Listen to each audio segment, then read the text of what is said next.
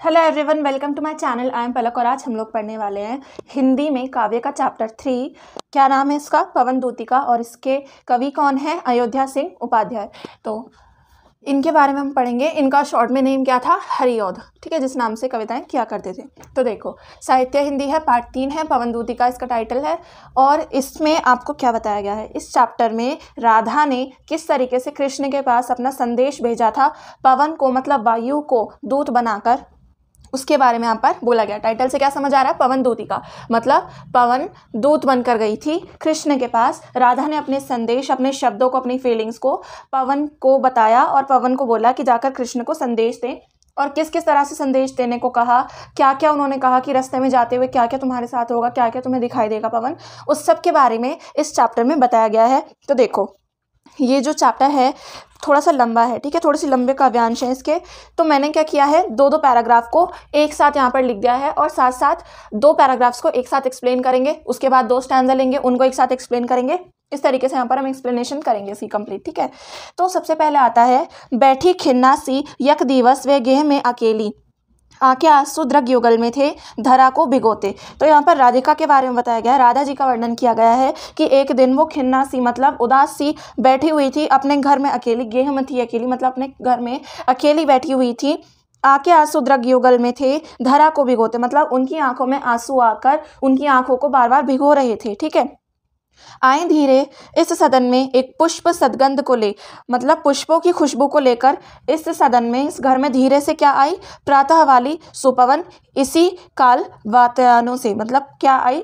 जो उनके घर की खिड़कियां थी वहां से सुबह वाली सुपवन मतलब अच्छी पवन, वहां से सुबह सुबह वाली पवन पुष्पों की सुगंध को लेकर धीरे से कमरे में आती है, ठीक है। तो स्टैंजा को साथ साथ बोर्ड पर नहीं लिखेंगे। देखो, मैं आपको 1 मिनट वीडियो रोककर फिर लिख कर दिखा दूंगी, क्योंकि ना साथ साथ लिखने में काफ़ी ज़्यादा टाइम जाता है, ठीक है। तो इसकी व्याख्या इस तरह की जा सकती है कि एक दिन राधा उदास होकर घर में अकेली बैठी थी। उसकी आंख में बार बार आंसू आकर उन्हें भिगो रहे थे। तभी धीरे से पुष्पों की सुगंध के लिए प्रातःकाल वाली पवन आती है, ठीक है। प्रातःकाल वाली पवन खिड़कियों से कक्ष में प्रवेश करती है और पवन ने राधा से, अब देखो नेक्स्ट पैराग्राफ में क्या बोला गया, संतापों को विपुल बढ़ता देख दुखिता हो। अपने संताप को या अपने दुख को विपुल मतलब अत्यधिक बढ़ता देखकर राधा दुखिता होती है, ठीक है, दुखी होती है। और धीरे बोली, स दुख उससे श्रीमती राधा यूं। राधा दुखित होकर पवन से धीरे से कहती है कि प्यारी प्रातः पवन, इतना क्यों मुझे है सताती, क्या तू भी कलुषित है काल की क्रूरता से? तो वो राधा पवन से पूछती हैं कि पवन, तू मुझे इतना क्यों सताती है, क्या तू भी काल की क्रूरता से कलुषित हो गई है, मतलब काल की, समय की क्रूरता से दूषित हो गई है, समय की कठोरता से दूषित हो गई है। तो फर्स्ट और सेकंड स्टैंजा में ये आपसे कहा गया है, ठीक है। तो आप इसका स्क्रीनशॉट ले सकते हो। बहुत ज़्यादा इजी है ये वाली जो चैप्टर, ये व्याख्याएं हैं बहुत इजी हैं अगर आप इन्हें अच्छे से समझोगे तो, ठीक है। ठीक है, आगे इसमें कहा गया है, मेरे प्यारे नव जलद से। देखो, फर्स्ट व्याख्या कंप्लीट हो गई है, मैं नंबर डालती जाऊंगी, इसको चेंज करती जाऊंगी, आप स्क्रीनशॉट लेकर बाद में इसके नोट्स बना सकते हो, ठीक है। तो देखो, सेकंड में क्या कहती हैं? सेकंड में राधा पवन से कहती है कि मेरे प्यारे नव जलद से कंज से नेत्र वाले, मेरे प्यारे नव जलद से मतलब नए बादल जैसे, कंज से नेत्र वाले मतलब कमल के पुष्प जैसे नेत्रों वाले कृष्ण के लिए वो कहती हैं, जाके आए न मधुवन से और न वेजस संदेशा मतलब वो मथुरा गए हैं, वहाँ से वापस नहीं लौटे जाने के बाद और ना ही उनका कोई संदेशा आया है, ठीक है। मैं रो रो के प्रिय विरह से बावली हो रही हूँ, जाके मेरी सब दुख कथा तू श्याम को सुना दे। तो राधा पवन से कहती हैं कि मैं रो रो कर प्रिय विरह से, कृष्ण की विरह से बावली हो रही हूँ मतलब पागल हो रही हूँ, और तुम जाकर मेरी सारी दुख कथा, मेरी परेशानी, मेरी पीड़ा श्याम को सुना दो, ठीक है। पवन को दूत बनाकर वो श्याम के पास, कृष्ण के पास भेजती हैं। और फिर नेक्स्ट पैराग्राफ में कहती हैं, ज्यों ही मेरा भवन तज तू अल्प आगे बढ़ेगी, शोभा वाली सुखद कितनी मंजू कुंजे मिलेंगी।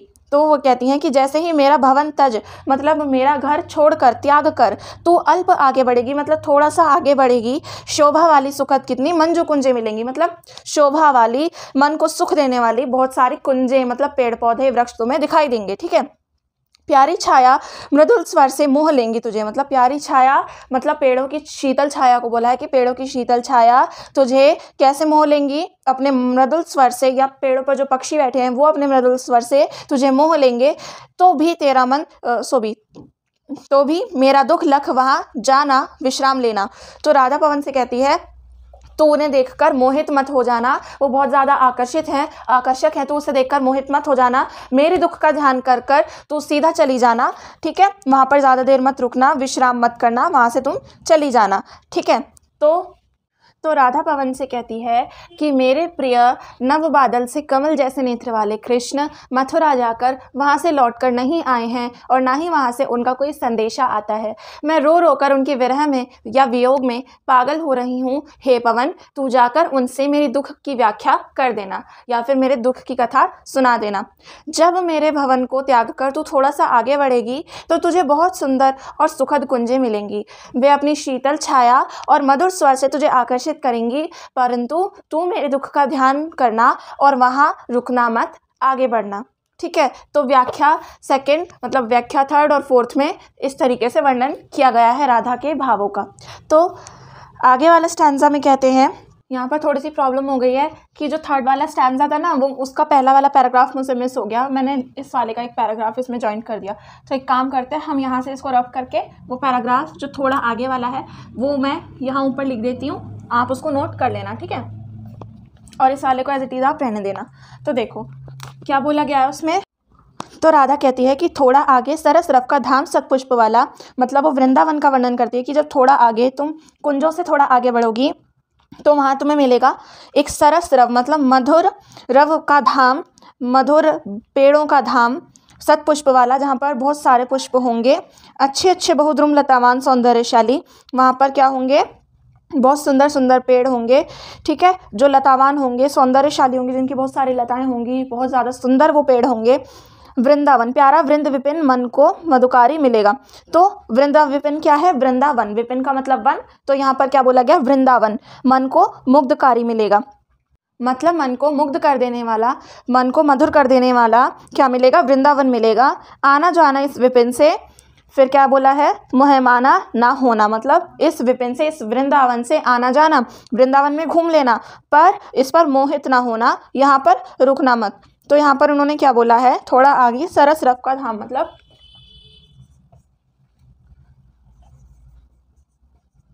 थोड़ा सा आगे जाने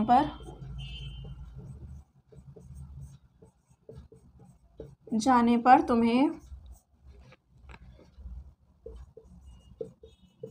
प्यारा वृंदावन मिलेगा।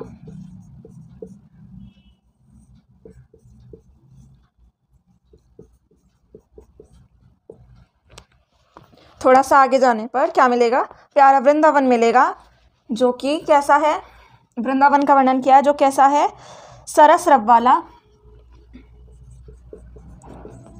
मधुर पेड़ों या फिर मधुर वातावरण वाला, हजारों फूलों से सुसज्जित है, ठीक है। और वहाँ क्या बोला गया है, उन्होंने बोला है अच्छे अच्छे बहुद्रुम लतावान सौंदर्यशाली, हजारों फूलों से सुसज्जित है, वहाँ बहुत सौंदर्यशाली या बहुत सुंदर, बहुत सौंदर्यवान लताओं वाले वृक्ष हैं।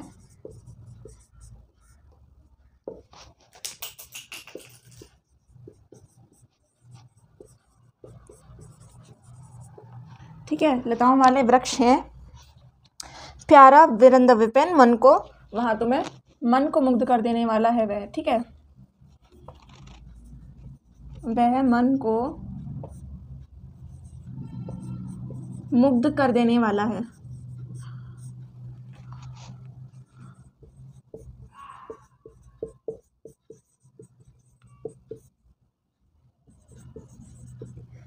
ओके, और क्या बोला है कि आना जाना इस विपिन से मोहमाना ना होना, तो इस वृंदावन में, इस वन में घूम लेना,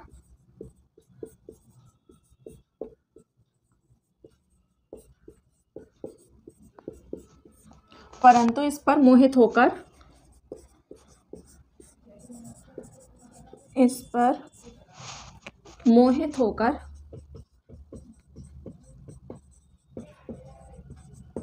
रुक मत जाना।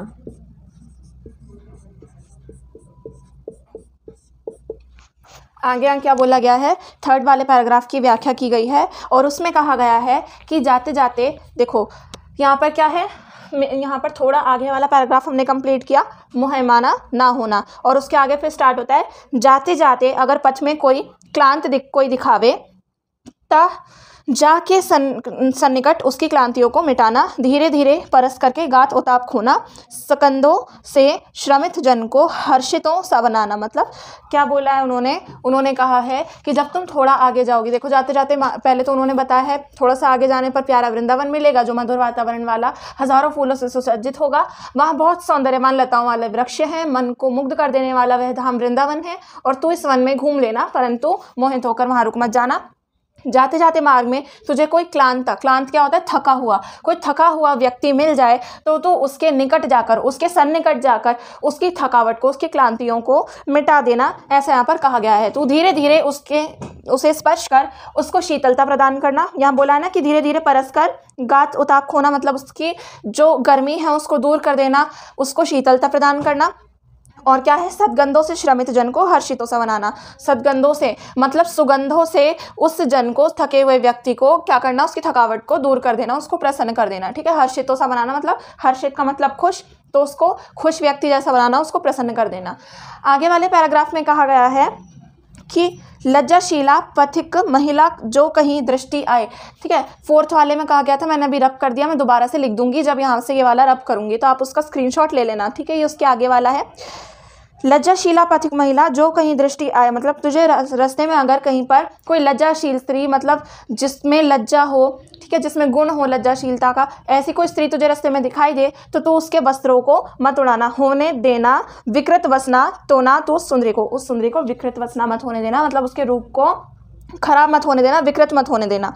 ठीक है, तो बोलती हैं उसको, पवन से कहती है राधा कि तू अगर तुझे कोई स्त्री दिखाई दे तो तू उसके वस्त्रों को मत उड़ाना, अगर वह थोड़ी भी थकी हुई हो, मतलब जो थोड़ी भी वह श्रमित हो तो गोद लेना, और श्रांति खोना मतलब उसकी श्रांति खोना, उसकी थकावट को मिटाना। अगर वो थोड़ी सी भी श्रमित हो, थोड़ी सी भी थकी हुई हो, तो तू क्या करना, उसे गोद में ले लेना और उसकी थकावट को दूर कर देना, मतलब वही है कि उसको स्पर्श कर उसकी थकावट को दूर कर देना।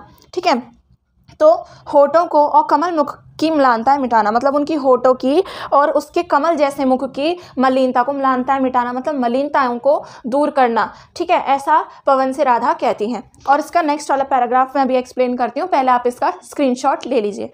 ठीक है, तो 8th पैराग्राफ में क्या होता है, 8th पैराग्राफ में क्या कहती है राधा पवन से कि कोई क्लांता कृषक ललना खेत में जो दिखावे, धीरे धीरे परस उसकी क्लांतियों को मिटाना।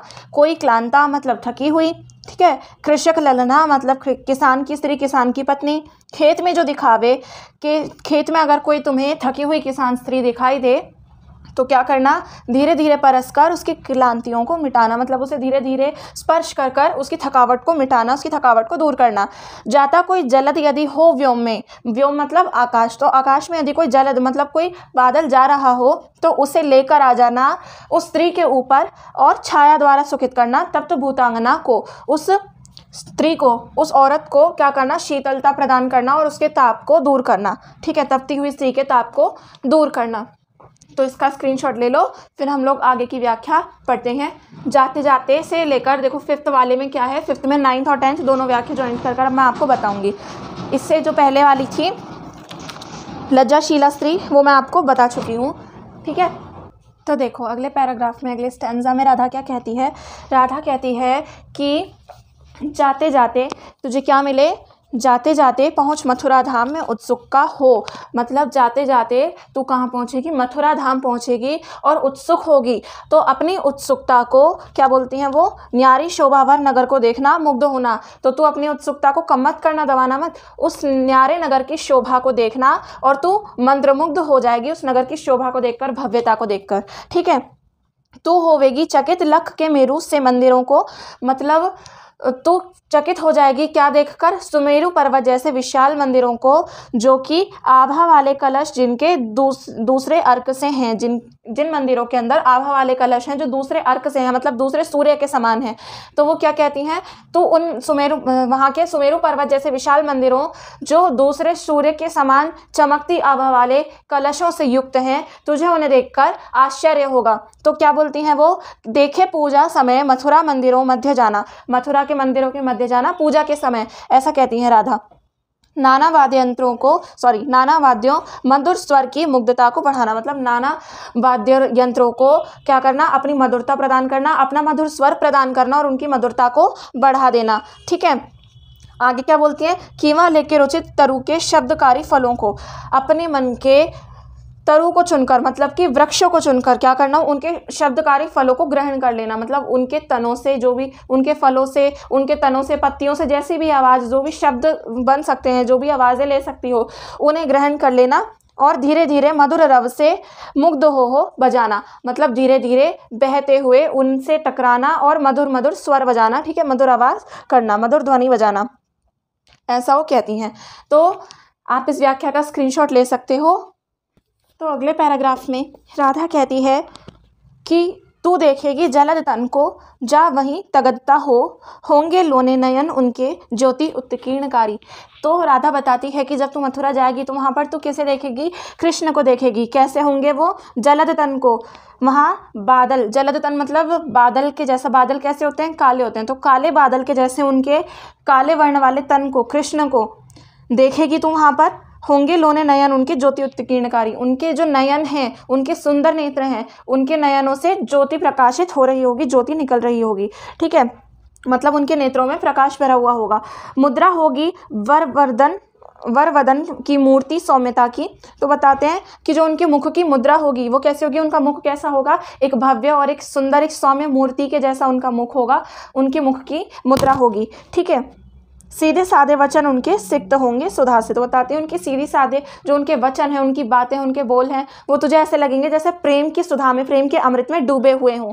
तो क्या बताती हैं, मथुरा में तू बादलों के जैसे काले वर्ण वाले कृष्ण को देखेगी, उनके सुंदर नेत्रों से प्रकाश बिखर रहा होगा, उनकी मुख मुद्रा किसी भव्य सौम्य मूर्ति के समान दिखाई देगी, उनके सीधी सादी बातें तुझे प्रेम के अमृत में सिक्त लगेंगी, सींची हुई लगेंगी। ठीक है, फिर आगे वो क्या कहती हैं, आगे कहती हैं कि नीले फूले कमल दल सी गात की श्यामता है, पीला प्यारा वसन कटी में पहनते हैं फबीला। तो बताते हैं कि जो कृष्ण हैं उनका रूप बताते हैं कि कैसे है उनकी कांति, नीले फूल कमल दल सी गात है श्यामता है।